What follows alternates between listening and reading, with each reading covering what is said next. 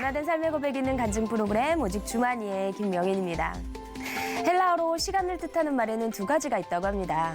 자연스럽게 흘러가는 물리적 시간인 크로노스와 특별한 의미가 부여된 카이로스인데요.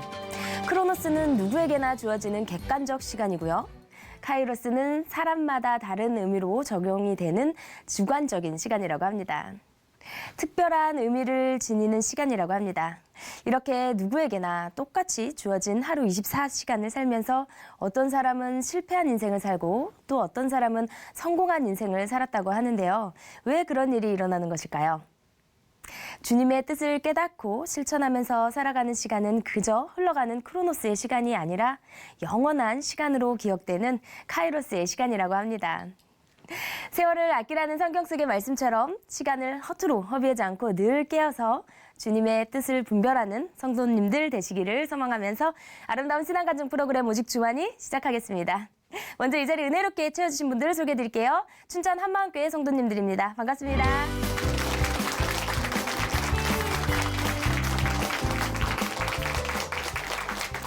네, 오늘 오직 주만이에서 소개해드릴 첫 번째 출연자는요. 나만의 행복을 위해서 살다가 영혼을 위해서 사는 자가 되셨다는 이언숙 자매님입니다. 자매님은 자신의 어린 시절은 그야말로 천방지축, 말괄량이에 변덕쟁이, 죽골듯하고 잘 삐지고 흥이 많았다고 전해주시는데요. 하나님을 만나 변화된 이야기 모셔서 함께 청해 듣도록 하겠습니다. 춘천 한마음교회 이언숙 자매님 박수로 모실게요.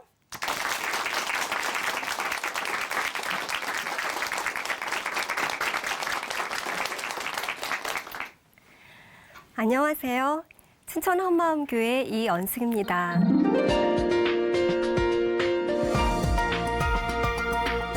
저는 스스로 믿음이 좋다고 생각하면서도 자신만의 행복을 위해 살았는데요. 부활하신 예수님을 만나 오직 성경의 말씀에만 아멘하면서 영혼을 위해 사명자로 살게 된 간증을 나누려고 합니다. 저는 어릴 때부터 흥이 많고 춤추는 걸 좋아했는데요.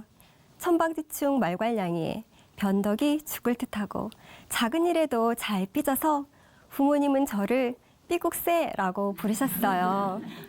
이런 저를 엄하게 훈육하신 부모님 때문에 선생님들과 주위 어른들께는 착하고 예의 바르다는 칭찬을 들었지만 동생이 울어도 본척만척하고 귀찮아 놀아주지 않았어요. 친구들과 모여서 놀다가도 제가 싫으면 난 그냥 갈게 하고는 뒤도 돌아보지 않고 집으로 돌아왔습니다. 초등학교 저학년부터 과외를 해서 성적은 늘 상위권이었는데요. 한동안 과외 금지가 된 시기가 있었는데 스스로 공부해 본 적이 없는 저는 고등학교 진학 후 성적이 뚝뚝 떨어졌어요. 공부 못하는 아이들을 무시했었는데 제가 그렇다고 생각하니 속으로 너무 창피했어요. 그러면서도 공부를 못하거나 제 기준에 맞지 않는 아이들과는 상대도 하지 않고 기분에 따라 원하는 것만 하는 아주 이기적인 사람이었어요. 그러던 중 대학 때 아버지가 암으로 세상을 떠나셨는데요. 카톨릭 모태신앙이었던 저는 이를 계기로 성당 지율학교 교사를 시작하면서 지혜로운 다섯 처녀로 거듭나려고 노력했습니다.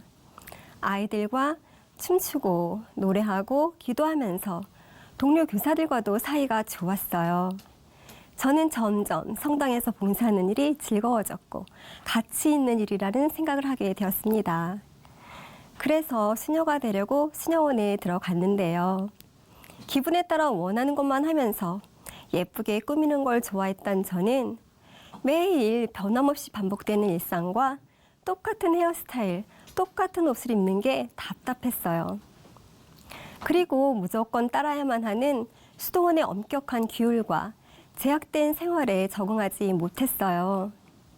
틈만 나면 혼자 정원에 나가 꽃구경을 하거나 넓은 동산에서 춤추고 노래하며 답답한 마음을 달래는데요. 기도 시간을 맞추기 위해 헐레벌떡 성당으로 뛰어들어가는 일이 한두 번이 아니었어요. 결국 사운드 오브 뮤직의 마리아처럼 6개월 만에 수녀원을 나오게 되었습니다. 사람들에게는 제가 싫어서 나왔다고 했지만 사실은 쫓겨난 거였어요.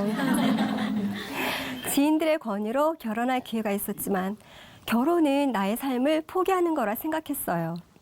그래서 엄마와 상의도 하지 않고 유학을 떠났는데요. 그리고 얼마 후 IMF가 터졌어요. 그 당시 엄마는 넉넉하지 않은 형편인데도 생활비와 학비를 꼬박꼬박 보내주시니 저는 엄마가 힘들 거란 생각도 못하고 그냥 잘 지냈습니다. 캐나다에서 유아교육을 전공하고 돌아와서는 꽤 유명한 어린이 영광사로 열심히 일했어요. 봉사도 하면서 틈틈이 휴양지를 찾아 여행을 즐기며 화려한 싱글 생활을 지내면서 모든 것이 하나님의 은혜라고 생각하며 기쁘게 살았습니다. 그러던 어느 날 중년의 문턱에서 더 이상 젊지도 예쁘지도 않은 저를 보게 되었어요. 이대로 늙어서 외로운 독거노인이 되어 힘겹게 살면 어떡하지? 그땐 나를 도와줄 엄마도 없고 동생들에게는 짐이 될 거라고 생각하니 너무 무서웠어요. 성당에 열심히 나아가 아멘, 아멘 하면서도 막연한 두려움은 사라지지 않았어요. 이때 마침 한 친구의 권유로 교회에 다니게 되었습니다. 그리고 얼마 후 결혼도 하였어요. 남편은 자상하고 친절한 사람이어서 결혼 생활은 행복했고 소소한 문제들은 대화하며 지혜롭게 헤쳐나갈 수 있었어요. 그런데 쇼핑과 여행을 좋아하는 저와는 달리 남편은 꼭 필요한 부분에만 지출을 하는 사람이었어요. 한 번은 영국에서 예쁜 그릇 세트와 작은 가구를 구입했었는데요. 남편이 보더니 아니 이게 다 뭐야? 그릇이 그렇게 많은데 또 샀어? 자기야 매일 파티할 거야? 그리고 여기다 먹으면 더 맛있나? 하며 이해할 수 없다는 듯이 짜증을 냈습니다. 이러다 보니 저의 욕구가 좌절되는 일이 점점 많아지면서 제 마음도 점점 우울해졌어요. 그리고 설상가상으로 같은 교회 다니던 친한 친구 동생이 젊은 나이에 암으로 투병하다가 소천하였어요. 살려달라고 정말 간절히 기도했는데 동생의 죽음을 보며 저는 허탈해졌습니다. 이제껏 하나님은 우리를 사랑하시고 축복해 주신다는 믿음으로 살아왔는데요. 기도해도 소용없다는 생각과 하나님에 대한 원망으로 예배도 기도도 드릴 수 없게 되었습니다. 그렇게 기쁘지 않은 일상을 지내고 있던 어느 날 친구가 보내준 동영상을 보게 되었어요. 소박한 시골 할머니가 복음을 전하시며 저는 부활하신 예수님 때문에 너무 행복한 여자예요. 웃으시는데 정말 행복해 보였어요. 그리고 다른 간증자들도 한결같이 부활하신 예수님을 만나고 삶이 기쁘게 변한 이야기를 하는데 저 사람들과 내가 다른 건 뭘까 궁금했어요. 저는 간증자들의 삶을 확인하고 싶어서 예배에 참석했습니다. 목사님은 요한복음 2장 22절 죽은 자 가운데서 살아나신 후에야 제자들이 성경과 및 예수의 하신 말씀을 믿었더라 하시는데 정말 그러네. 제자들도 예수님이 잡히셨을 때 다 도망갔었지 생각했어요. 또 우리의 주인이 바뀌어야 한다고 말씀하셨는데 정말 주인이 바뀔 수 있을까? 생각하며 계속 예배에 참석해 보기로 했습니다. 그리고 얼마 후 저는 교회 일꾼과 교제하면서 그동안의 저의 신앙생활과 답답한 마음을 이야기하였어요. 일꾼은 다 이해한다고 하시며 그런데 문제가 있을 때마다 흔들리고 상황에 따라 나를 보면서 느낌, 감정이 하나님 위에 있다면 그것은 믿음의 주체가 나인 거예요. 그건 신념일 수 있어요. 아는 것을 믿는 것으로 착각할 수 있지요 라고 하셨어요. 그리고는 그런데 자매님은 보이지 않는 하나님을 어떻게 믿었어요? 라는 질문에 한순간 그렇구나. 나는 그동안 하나님을 사실을 근거로 믿은 것이 아니라 느낌, 감정, 그리고 신념으로 믿었다는 것이 선명하게 비춰졌어요. 그래서 늘 문제 앞에서 흔들린 거였습니다. 하나님께서 모든 사람들에게 믿을 만한 증거로 주신 부활을 통해 믿는 거라고 하신 목사님 말씀이 무슨 의미인지 알아졌습니다. 그런데 문득 너는 예수님의 부활을 정말로 믿을 수 있니? 하는 질문이 생긴 거예요. 당연하지. 사람이 죽었다가 다시 사는 건 있을 수 없는 일이지만 예수님이라면 가능하잖아.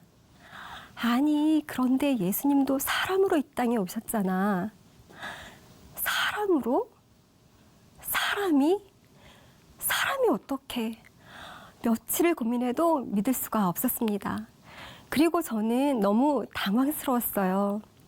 예수님의 부활을 믿지 못한다는 건 그동안의 저의 신앙과 삶이 모두 허상이라는 얘기잖아요.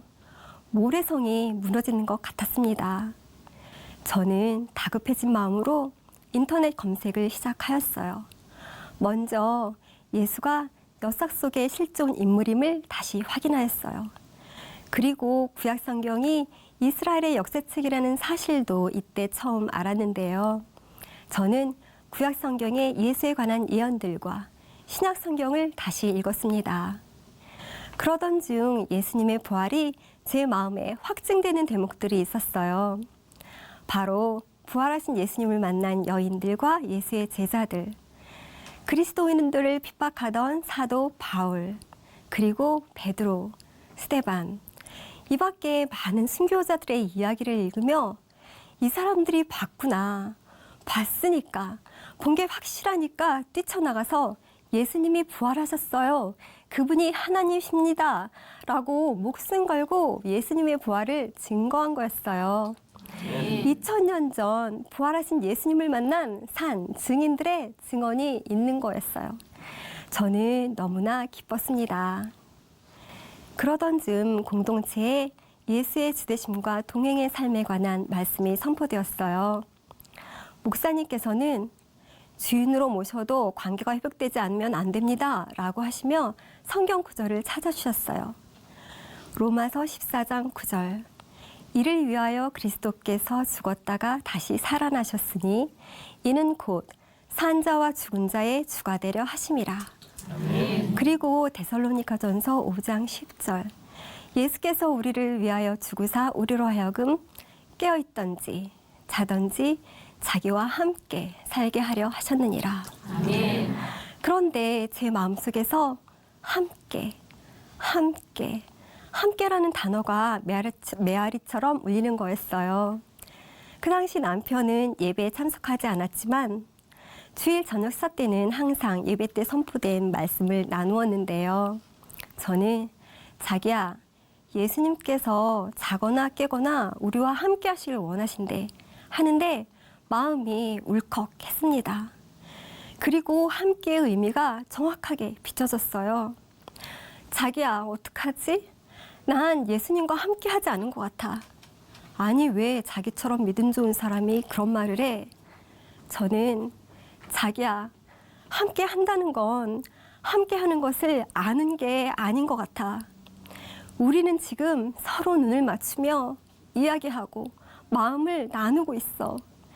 그런데 만약 내가 자기에게는 관심이 없고 건성으로 대하면서 그저 자기가 나에게 주는 물질이나 사회적 안정감에만 관심이 있다면 그건 무슨 의미일까? 하나님께서는 자거나 깨거나 나와 함께 하시길 원하시는데 나는 그동안 하나님을 쳐다도 보지 않고 외면하고 무시하고 살았어. 내가 우리 엄마한테도 그랬는데 제가 얼마나 이기적이고 악랄한 죄인이었는지가 그대로 보여졌어요.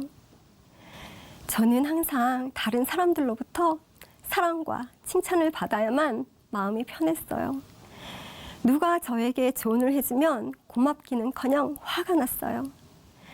그리고 하나님이 나를 사랑하시니까 나를 위해 있는 게 당연하다고 생각하면서 원하는 것을 채워주시면 감사하고 은혜가 충만한 거고 기도 응답이 없으면 감사와 사랑을 할 수 없었어요. 하나님 앞에 무릎 꿇고 기도하면서도 마음은 온통 내 콩밭. 육신의 정욕, 안목의 정욕, 이생의 자랑뿐인 내 콩밭에만 관심이 있었던 거였어요. 하나님, 정말 죄송합니다. 철저하게 이중 생활하면서 하나님의 마음을 아프게 했어요. 말로만 주여 주여 하면서 예수님을 주인으로 믿지 않았습니다. 제가 주인데요. 저의 영광만을 위해 살았어요. 나의 주, 나의 하나님, 예수님이 제 생명의 주인이십니다. 저는 하나님 앞에 눈물로 회개하며 예수님을 주인으로 영접하였습니다.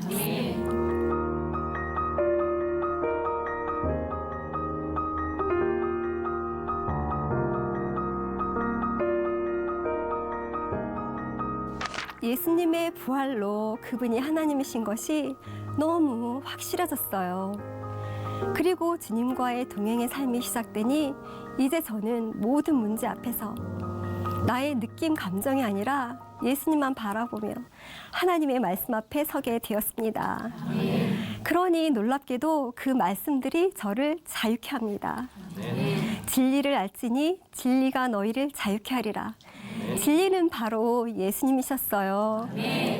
전능하신 하나님께서 목숨을 걸고 사람으로 이 땅에 오신 이유, 나를 사랑하시고 나를 구원하시려고 십자가에서 피 흘리시고 죽으신 그 사랑, 그리고 부활하셔서 나의 주인 되어주시고 자거나 깨거나 나와 함께 하고프신 그 마음, 그 크신 사랑이 제 마음 깊숙이 담겨졌습니다.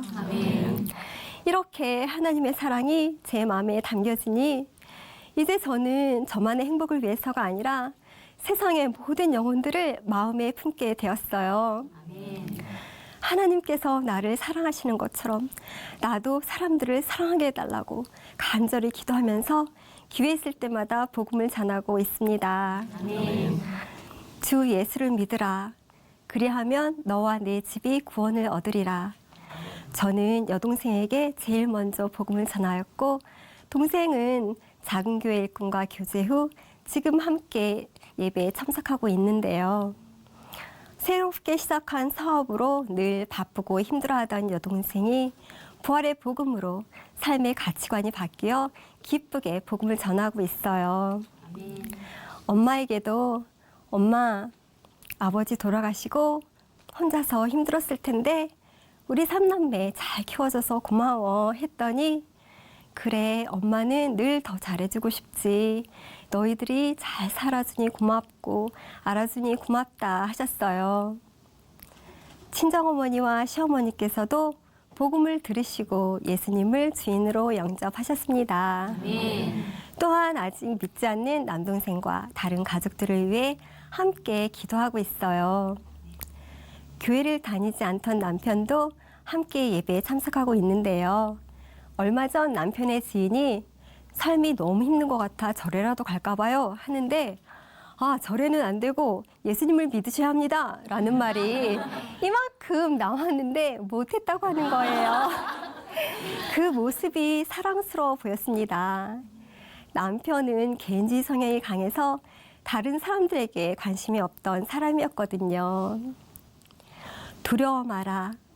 내가 너를 구속하였고 내가 너를 지명하여 불렀나니 너는 내 것이라.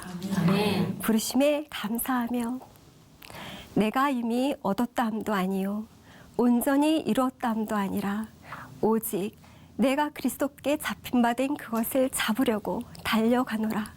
한 사도 바울의 고백이 이제 저의 고백이 되었습니다. 저는 스스로 믿음이 좋다고 생각하면서도 나만의 행복을 위해 살던 사람이었어요. 그러니 항상 흔들릴 수밖에 없는 삶이었는데요. 이런 저를 만나주시고 인생 최고의 행복은 주님과 동행하면서 영혼을 위해 사명자로 사는 것임을 알게 해주신 예수님 감사합니다. 그리고 사랑합니다. 서로를 위해 기도하고 사랑하는 하늘가족 공동체와 함께 기쁘게 사명자의 삶을 살겠습니다. 감사합니다.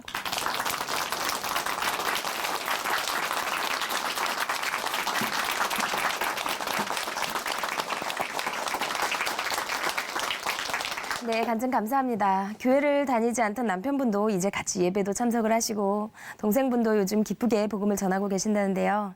이렇게 우리 삶을 변화시키는 복음의 역사가 정말 놀랍습니다. 오늘도 지혜와 능력의 근원이신 하나님을 의지하면서 전도의 현장으로 나아가는 우리 자매님, 저희가 기도하면서 함께 응원해 드리겠습니다. 오늘 귀한 간증 전해주셔서 감사합니다. 다시 한번 박수 보내드릴게요.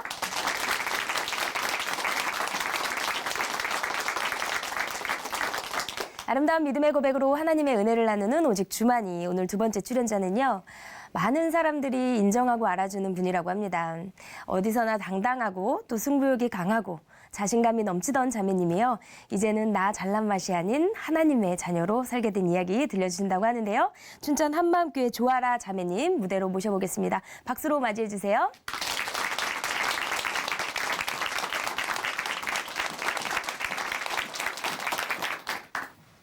안녕하세요. 춘천 한마음교회 조아라입니다.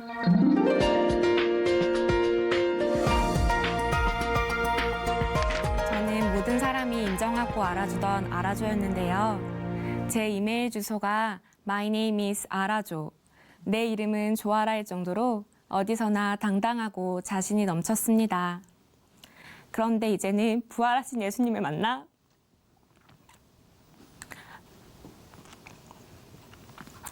저의 잘남이 아닌 오직 하나님의 은혜로 살게 된 간증을 하려 합니다.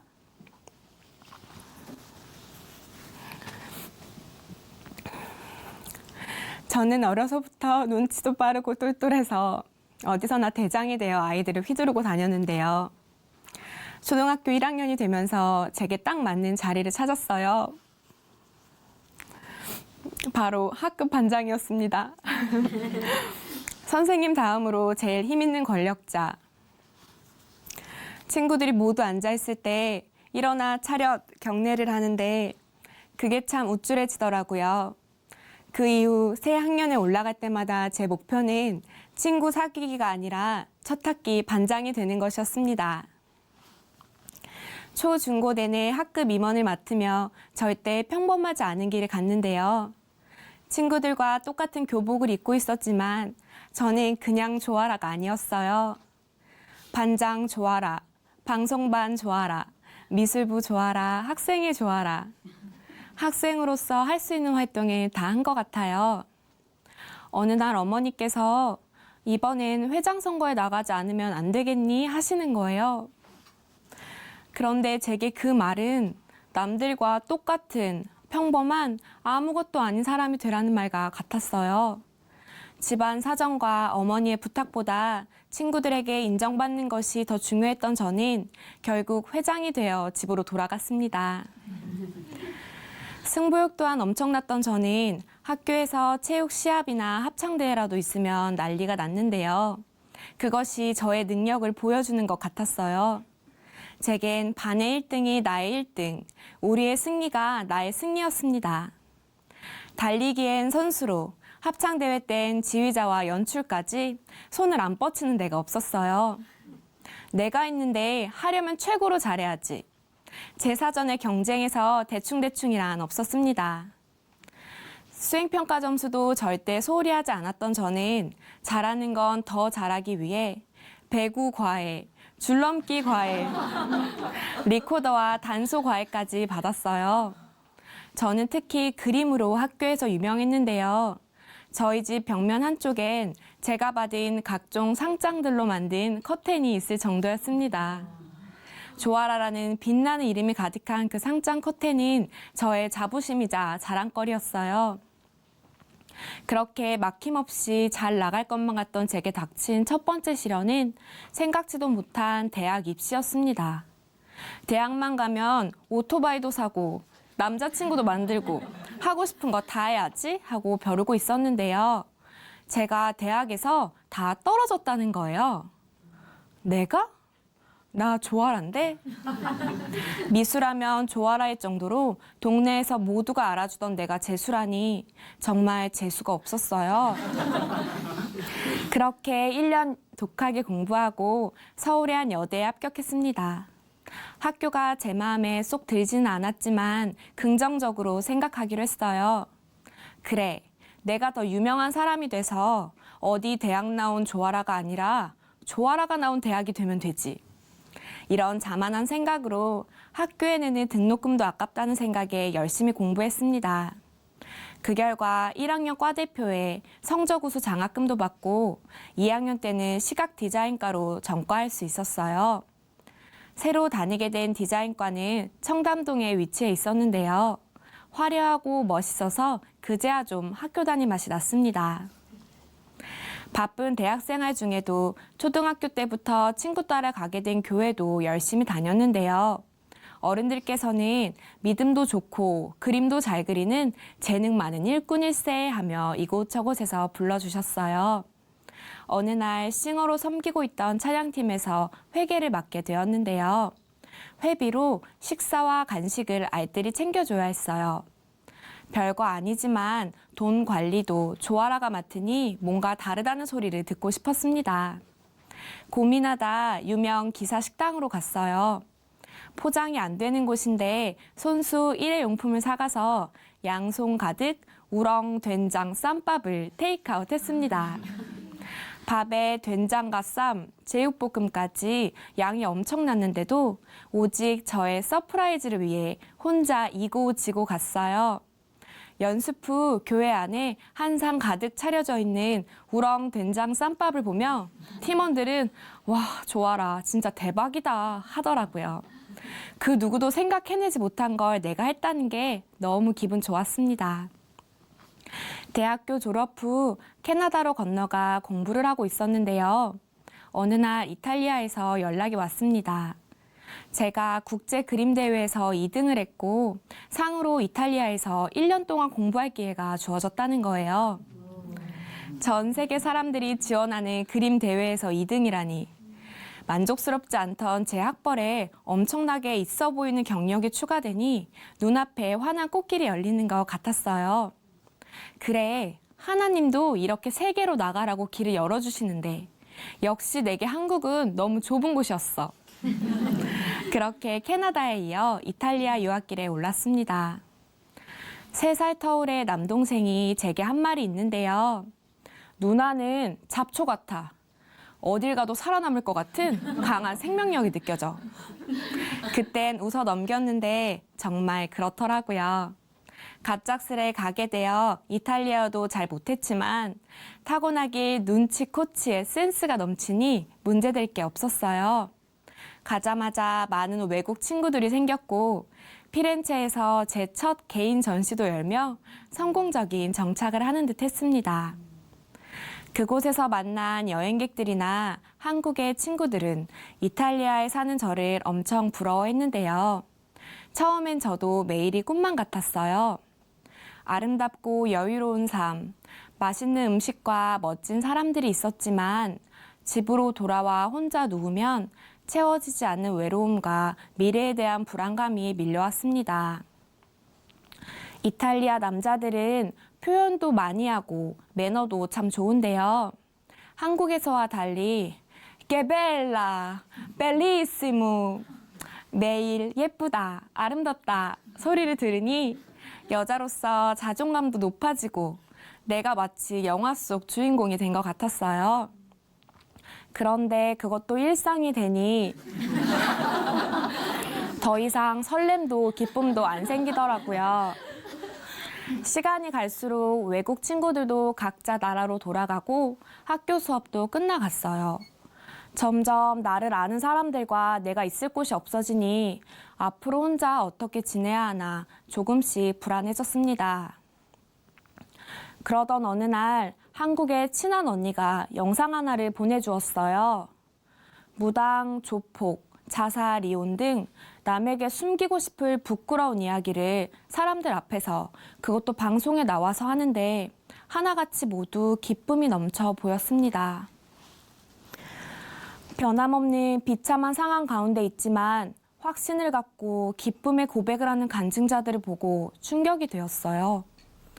나도 나름 한국에선 예수쟁이라 불리며 교회에서 살던 사람인데 왜 내 안엔 저 기쁨이 없지? 나와 그들이 뭐가 다른지 궁금해졌어요. 그날부터 김성루 목사님의 세미나 말씀을 찾아보기 시작했습니다. 몇 회째 말씀을 듣는데 목사님께서 내 믿음이 신념일 수 있다 하시는 거예요. 신념? 난 해외 선교도 다녀왔고 방언도 하는데 신념일 리가 없지. 이어서 지하철에서 전도하는 청년들의 영상을 보게 되었어요. 예수는 4대 성인 중 한 사람, 실제 인물입니다. 모두 죽었지만 예수님만 부활하셨습니다. 그 말을 듣는데 제 얼굴이 막 화끈거렸어요. 아니, 저런 걸 말하면 사람들이 우리를 얼마나 이상하게 보겠어. 왜 부활이니 천국 같은 저런 불편한 말로 전도를 하지? 그런데 그때 제 머리를 강타하는 생각이 있었어요. 예수님의 부활, 천국과 지옥, 다 성경에 나오는 얘기인데 난 왜 그걸 말하는 게 부끄럽지? 아무 말도 할 수 없었습니다. 그제서야 제 중심이 비춰지며 제 믿음이 신념이라는 것을 알게 되었어요. 전 오래 교회를 다녔으니까 제가 당연히 성경도 부활과 천국도 믿는 줄 알았어요. 그런데 이게 실제가 아니니 사람들 앞에서 보이지 않고 믿을 수 없는 부활과 천국을 말하는 게 부끄러웠던 거예요. 내가 진정 예수님을 믿지 않고 있었다니, 내 믿음이 신념이라니. 당혹감과 허탈함이 들었고 그 후엔 분노와 화가 났습니다. 그럼 뭘 어떻게 해야 하는데, 어떻게 믿는 건데? 그런데 그때 진짜 믿음이면 이렇게 살지 않겠구나라는 생각이 들었어요. 예수님이 실제하면 변하는구나. 나도 제대로 믿으면 달라질 수 있겠구나. 절망 속에서 살 방법을 찾게 되니 제 안에 어느새 기쁨이 임했습니다. 다시 말씀을 듣기 시작했어요. 이번엔 나도 다 아는 얘기네가 아니라 정말 믿고 싶은 새신자의 마음으로 간절히 듣기 시작했습니다. 목사님은 확실한 증거로 예수님이 하나님의 아들이신 것을 믿을 수 있다 하셨어요. 그런데 그 증거라는 것은 이미 제가 알고 있던 부활이었습니다. 기적을 행하시고 물 위를 걸으셔서 하나님인 것이 아니었어요. 성경대로 죽으시고 성경대로 부활하셨기 때문에 그 33살 베들레헴에서 태어난 인간 예수가 하나님인 것이라 하셨습니다. 아멘. 너무 이상했어요. 부활이 왜? 그게 뭐가? 그런데 가만히 생각해보니 정말 부활은 사람이 할 수 없는 것이었어요. 사람은 죽으면 끝이잖아요. 말씀을 보는데 정말 도망갔던 제자들이 부활하신 예수님을 만난 후에는 예수님이 부활하셨다, 그분이 메시아다 외치다 다 순교하는 거예요. 여자와 아이들을 제외하고도 500명이 넘는 사람들이 예수님이 부활하신 것을 보았다고 써 있었어요. 성경에 부활 외에는 증거할 것이 없다고도 써 있더라고요. 정말 부활이 진짜가 아니면 목숨이 아까워 도망갔던 제자들이 죽은 예수님 때문에 갑자기 목숨을 걸고 뛰쳐나올 이유가 없었습니다. 너무나 많은 증인과 180도 달라진 제자들의 변화가 예수님의 부활이 사실이며 역사 속에 분명히 일어났던 일이라는 것을 못 받고 있었어요. 그동안 제게 예수님은 그저 제가 필요할 때만 생각나서 있어야 하는 존재였어요. 사실 천국도 있으면 좋고 없어도 죽으면 끝이니까 뭐 어쩔 수 없지 생각했습니다. 사람들은 성공한 사람의 말을 믿고 들어주잖아요. 그래서 예수님께 제가 더 성공하고 유명해지면 사람들이 제 말을 더 믿고 신뢰할 테니 그때 예수님을 전할게요 라며 기도하던 저였어요. 그리고 예수님을 믿으며 죄 안 짓고 착하게 그리고 성공해서 사는 게 크리스찬의 바른 길이라 생각했습니다. 그런데 이 모든 것의 주인이 바로 저였다는 것을 알게 되었어요. 보이지 않는 하나님보다 당장 눈앞에 세상과 사람, 가족이 먼저였고 내 인생과 능력, 내 몸의 주인도 다 나였어요. 예수님보다 내 이름이 더 앞에 있길 원한 마음속 깊숙이 교만하게 왕인 사람이 저였습니다. 저의 주인이 되어주시기 위해 이 땅에 오신 예수님을 모르고 왕노릇하며 산 것이 저의 가장 큰 죄였어요. 저가 모든 사람을 대신하여 죽으심은 산 자들로 하여금 다시는 저희 자신을 위하여 살지 않고 오직 저희를 대신하여 죽었다가 다시 사신 자를 위하여 살게 하려 함이니라. 전 그동안 10년 넘게 신앙생활을 하면서 본 적도 없는 2000년 전 십자가 죽음이 나와 무슨 상관인지, 그리고 부활이 왜 기쁜 일인지 사실 별로 공감되지 않았어요. 그런데 부활 사건을 증거로 성경과 예수님이 실제가 되니 그제서야 그분의 마음이 알아졌습니다. 하나님은 나와 함께하고 싶으셨구나. 나를 너무 사랑하셔서 확실한 증거를 주시기 위해 이 땅에 직접 오신 거였구나. 하나님의 그 큰 희생과 사랑이 알아지니 제 중심에 말로 다할 수 없는 악함이 선명히 보였습니다. 이런 교만한 죄인을 위해 죽고 부활하신 예수님 앞에서 더 이상 나 잘난 조아라로 고개 빳빳이 들고 서 있을 수가 없었어요. 하나님, 죄송해요. 그동안 다 제가 혼자 한 줄 알았어요. 다 내가 해냈고 다 내 능력인 줄 알았어요. 보이지 않는 예수님 따위 필요 없다며 내 멋대로 주인 되어 왕 되어 산 이 추악한 죄를 용서해 주세요. 살아계신 예수님, 이제 정말 나의 주인이 되어 주세요. 마음속 깊숙이 제 중심을 회개하고 부활하신 예수님을 나의 주, 나의 하나님으로 고백하였습니다.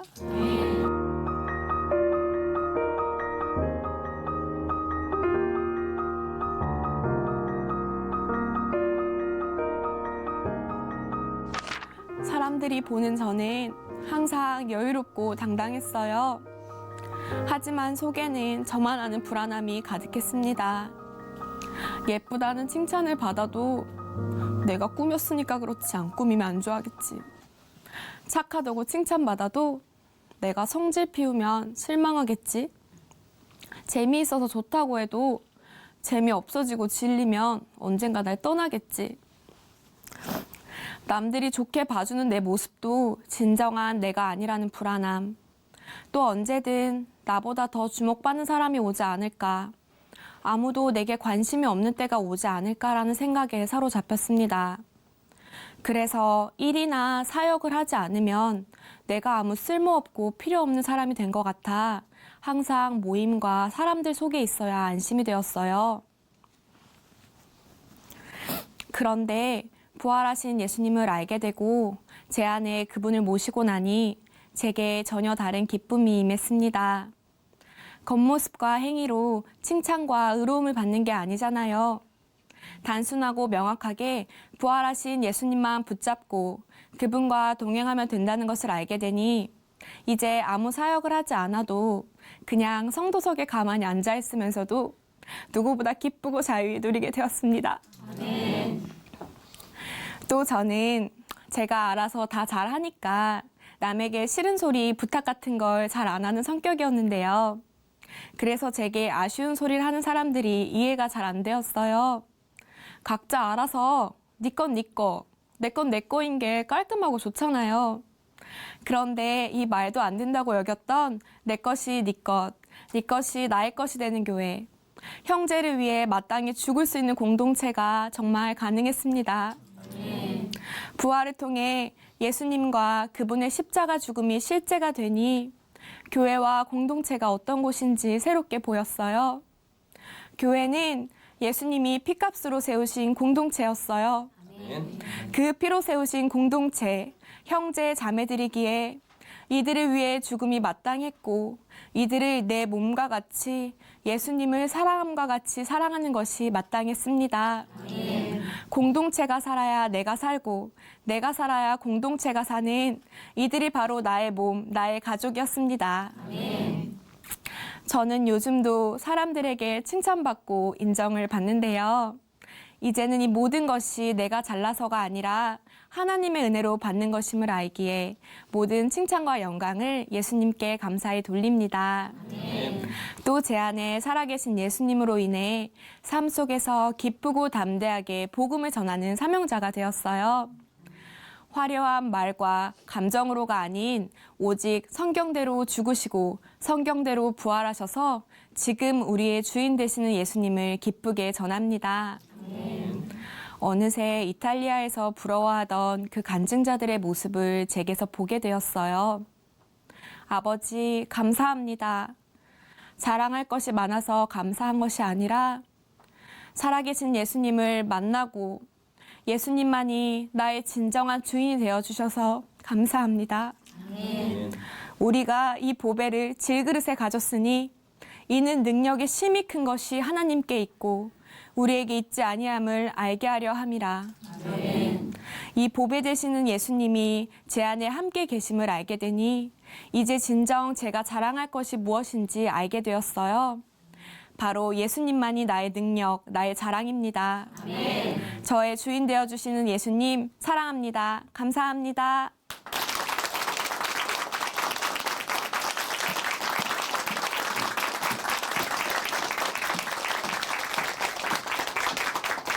네, 간증 감사합니다. 남들이 다 부러워할 것 같은 이 환경과 조건 속에서도 불안함과 공허함을 느낀 자매님이 하나님을 만나 누구보다 자유하고 기쁜 삶을 살게 되셨는데요. 앞으로도 주님을 더 깊이 사랑하고 주님으로 인해서 기뻐하는 삶을 사시기를 소망합니다.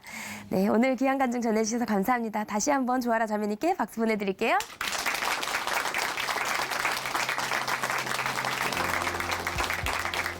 하나님으로 인해 변화된 삶의 고백 있는 간증 프로그램 오직 주만이 오늘은 여기까지입니다. 지금까지 함께해 주신 분들은요. 춘천 한마음교회 성도님들이었습니다. 다음 시간에 다시 인사드릴게요. 오늘도 성령 충만한 하루 보내세요. 감사합니다.